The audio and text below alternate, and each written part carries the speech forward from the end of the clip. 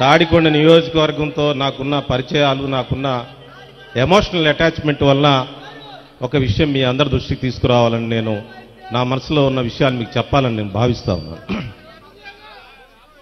నేను 2019లో ప్రత్తిపాడులో ఓడిపోయిన తర్వాత నేను ఒక రాజీనామా పత్రాన్ని సమర్పిస్తూ దానిలో కొన్ని విషయాలు మెన్షన్ చేశాను. దానిలో ఒక విషయం ఏంటంటే, భవిష్యత్తులో ఎన్నికల రాజకీయాలలో నేను తట్టుకోలేను, నేను ఆర్థికంగా చితికిపోయాను, భవిష్యత్తులో ఎన్నికల రాజకీయాలకు నేను వెళ్ళనని చెప్పాను. కానీ నేను వైఎస్ఆర్సీపీలో చేరిన తర్వాత ఈ నియోజకవర్గంలో జరుగుతున్న అనేక పరిణామాల వలన జగన్మోహన్ రెడ్డి గారు ఎందుకు నిర్ణయం తీసుకున్నాడో నాతో ఏం సంప్రదించలేదు.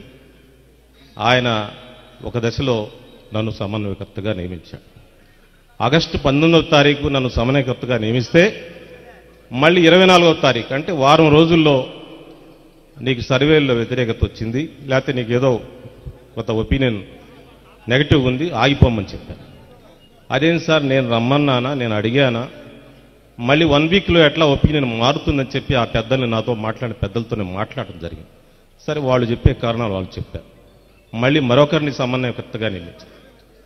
అతను ఉన్న టైంలోనే మళ్ళీ ఈ ప్రాసెస్లో మళ్ళీ నువ్వు కట్టేసి చేయాల్సిందే అని చెప్పి పెద్దలు కొంతమంది మాట్లాడటం జరిగింది. తాడికొండకు నువ్వే అభ్యర్థి అని చెప్పారు, పెద్దలంతా చెప్పారు, ముఖ్యమంత్రి గారు సహా అందరూ చెప్పారు. నేను మొదట్లోనే నాకు ఆర్థిక పరిస్థితి బాగాలేదని చెప్పాను, ఎన్నికల రాజకీయాలకి నేను దూరంగా ఉంటానని కూడా చెప్పడం జరిగింది. కానీ పార్టీ అనేక నిర్ణయాలు అలా తీసుకుంది.